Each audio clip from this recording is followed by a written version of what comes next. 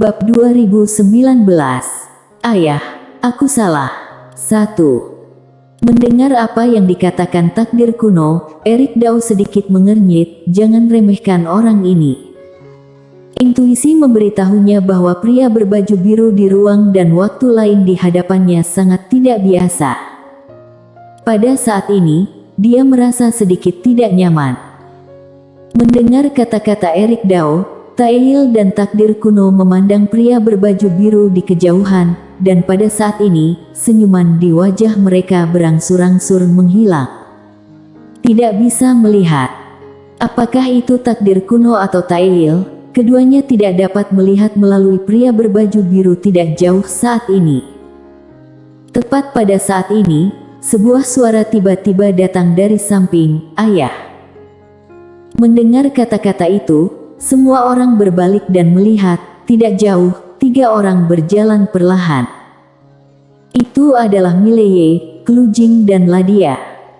Saat melihat ayah, Mileye sedikit tercengang. Oh sial.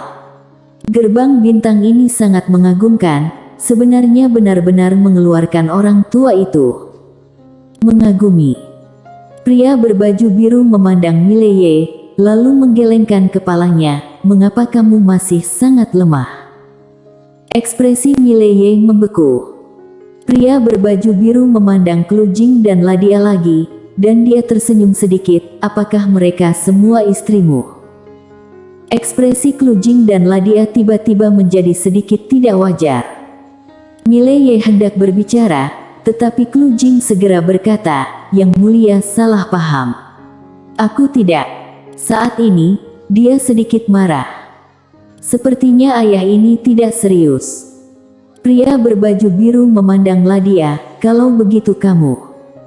Ladia hendak berbicara, ketika pria berbaju biru tiba-tiba tertawa dan berkata, "Karena aku dari keluarga yang, aku harus malu."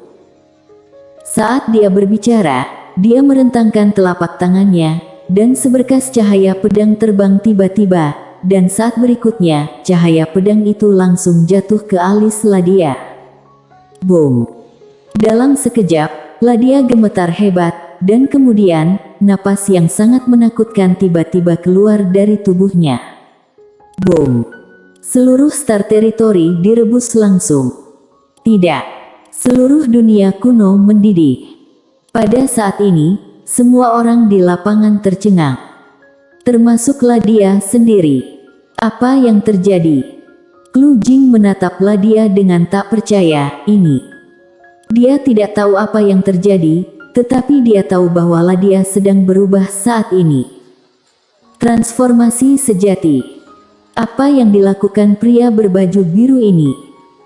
Di sisi lain, sang bintang menatap pria berbaju biru, tangannya terkepal dan gemetar. Dan takdir kuno dan Taeil juga menjadi sangat bermartabat saat ini. Pada saat ini, nafas yang sangat menakutkan tiba-tiba keluar dari tubuh Ladia di kejauhan. Boom! Dalam sekejap, seluruh dunia menjadi ilusi dan jiwanya perlahan melayang keluar dari tubuhnya. Pada saat yang sama, tubuh utamanya dan tubuh fisik hancur sedikit demi sedikit. Semua orang tercengang. Apa yang sedang dilakukan ini? Pembusukan tubuh fisik. Segera, tubuh fisik Ladia menghilang sepenuhnya, hanya menyisakan jiwa. Tetapi pada saat ini, di kedalaman langit berbintang yang jauh, gerbang batu Taoisme berangsur-angsur mengeras. Di bawah tatapan semua orang, gerbang batu perlahan terbuka, dan sebuah perubahan itu memasuki gerbang ilahiku. Kamu dapat melemparkan jiwa kehidupan. Ingin. Gerbang ilahi. Semua orang sedikit bingung. Ladia juga sedikit bingung. Pada saat ini, pria berbaju biru tiba-tiba tertawa dan berkata, "Keluarga yang aku adalah seseorang yang dapat didambakan oleh sekte kecilmu. Cepat berikan jiwa alam terang untuknya, jika tidak, aku akan menghancurkan kalian semua." Setiap orang sombong. Di gerbang dewa, suara marah tiba-tiba terdengar, seperti preman dan sejenisnya. "Kamu benar-benar membenci gerbang dewaku, kamu." Pria berbaju biru tiba-tiba menghunus pedangnya dan menebas, dan seberkas cahaya dari pedang Tao langsung masuk ke gerbang dewa. Boom! Gerbang ilahi bergetar hebat, lalu langsung retak. Saat berikutnya, sebuah suara tiba-tiba terdengar, "Kakak tenang, kami akan segera melemparkan jiwa alam terang untuknya." Suara jatuh, dan cahaya putih yang tak terhitung jumlahnya tiba-tiba menyembur keluar dari gerbang batu, dan cahaya putih ini mengalir ke tubuh Ladia seperti air pasang. Boom! Dalam sekejap, jiwa Ladia bergetar hebat, dan lambat laun tubuh Ladia mulai memadat kembali. Tanpa satu gelombang pun, tubuh fisik Ladia pulih sepenuhnya. Tidak hanya itu, waktu dan ruang di sekitarnya menjadi terdistorsi. Di bawah tatapan semua orang, Ladia langsung melarikan diri alam semesta ruang waktu. Dan tidak jauh di depannya, muncul tangga batu, yang langsung menuju ke gerbang batu. Terlepas dari apakah itu Ladia, tangga batu, atau gerbang batu, mereka tidak berada dalam ruang dan waktu ini. Di atas jiwa spiritual. Pada saat ini, Erik yang tidak jauh dari sana tiba-tiba bergetar. Dia telah mencapai di atas jiwa spiritual. Apa yang ada di atas jiwa spiritual? Tidak ada yang tahu. Karena dalam sejarah, tidak ada yang menembus ke keadaan spiritual jiwa. Bahkan jika Tail lahir dengan air, itu hanya keadaan spiritual jiwa. Tentu saja, ada kekuatan dan kelemahan di wilayah spiritual jiwa. Namun, di atas jiwa spiritual, tidak ada yang tahu keadaan tingkatan alam apa itu. Dan saat ini Ladia kecil ini sudah langsung mencapai di atas jiwa spiritual. Pada saat ini, pria berbaju biru tiba-tiba melambaikan tangan kanannya, dan tangga batu di depan Ladia langsung menghilang, dan gerbang batu bergetar hebat, lalu langsung menghilang. Ladia menatap tangannya, dan saat berikutnya, tangan kanannya perlahan ditekan. Boom! Dalam sekejap, waktu dan ruang dari seluruh Star Territory menjadi terdistorsi secara langsung, dan akan segera pecah. Melihat pemandangan ini, ekspresi Erik Dao dan yang lainnya berubah drastis. Ladia menarik tangannya, dia melihat pria berbaju biru, dan membungkuk sedikit, "Terima kasih." Pada saat ini, dia telah meninggalkan alam semesta ruang dan waktu ini. Pria berbaju biru tersenyum kecil, "Kita semua dari keluarga kita sendiri, jadi tidak perlu bersikap sopan." Ladia. Selain itu, Mileye tiba-tiba berkata, "Ayah, kamu juga bisa melakukannya untukku. Biarkan aku juga melompat keluar dari ruang dan waktu alam semesta ini." Pria berbaju biru memandang Mileye, menggelengkan kepalanya, "Kamu tidak bisa." Mileye sedikit bingung, "Kenapa?" Pria berbaju biru berkata, "Terlalu lemah." Mileye. Pada saat ini, Erik tiba-tiba gemetar, "Siapa yang mulia?" Bersambung.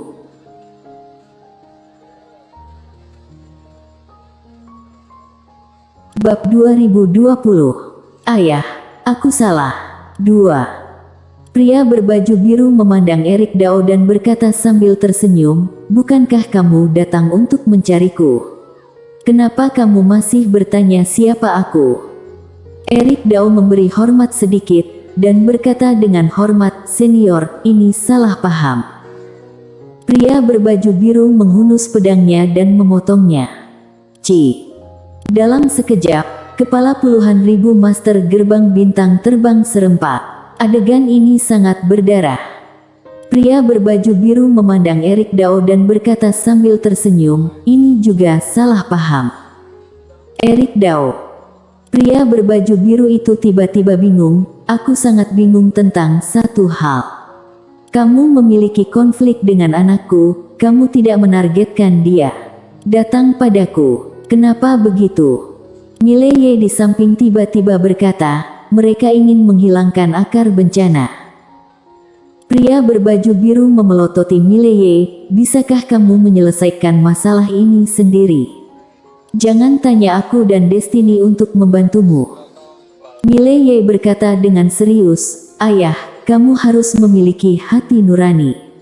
Aku tidak pernah berinisiatif untuk menemukanmu dan Lydia, bukan.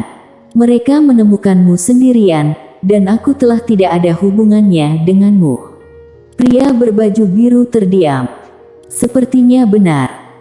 Mileye berkata lagi, sebenarnya, bahkan tanpa kamu dan Lydia, aku bisa menyelesaikannya. Bagiku, itu seperti debu, yang akan hilang dengan lambaian tangan.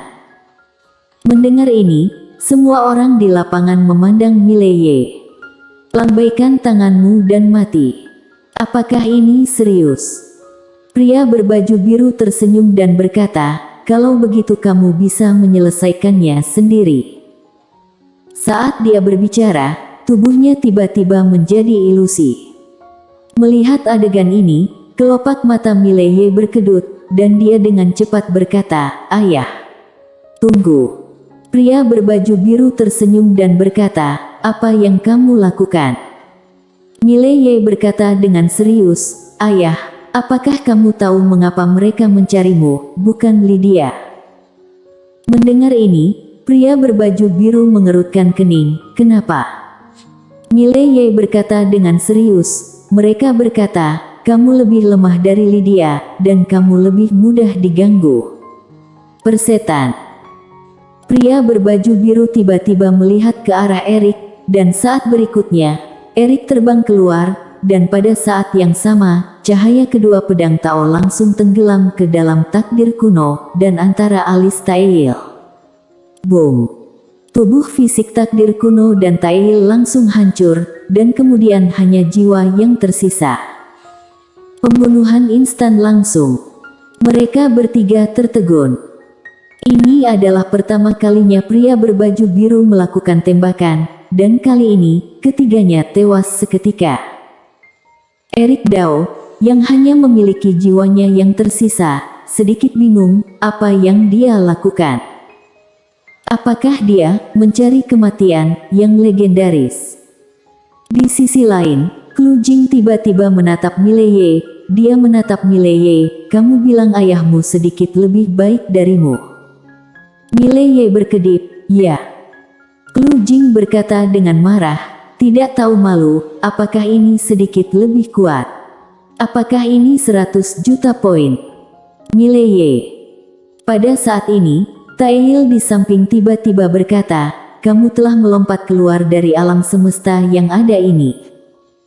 Mendengar ini, semua orang melihat pria berbaju biru. Pria berbaju biru itu tiba-tiba membentangkan telapak tangannya, dan sebuah penggaris muncul di tangannya, dan dia melambaikannya dengan santai. Boom! Mileye terbang terbalik, dan dalam proses terbang keluar, tubuh fisiknya retak seketika. Semua orang tercengang. Bagaimana ini menimpa anakku?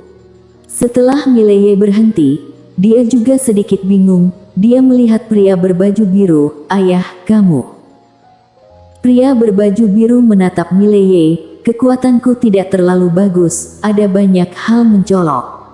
Sama sepertimu, apakah kamu masih perlu mengungguliku dan Destiny? Dengan apa kamu mengungguli? Ambil wajahmu. Saat ini, menara kecil di Mileye tiba-tiba berkata, Tuan, wajah majikan muda juga diwarisi darimu. Mendengar ini, mata si kecil putih di bahu pria berbaju biru terbuka lebar. Apakah menara kecil ini begitu mengambang? Pria berbaju biru membentangkan telapak tangannya, dan menara kecil muncul tepat di depannya, dan menara kecil dengan cepat berkata, Tuan, apa yang akan kamu lakukan?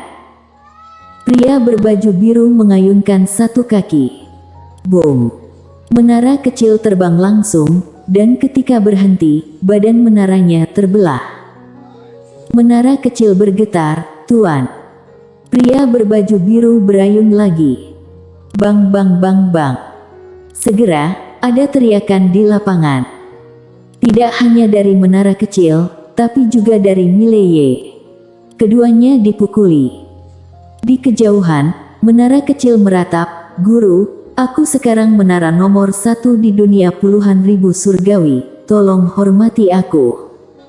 Pria berbaju biru tiba-tiba mengayun keras. Boom!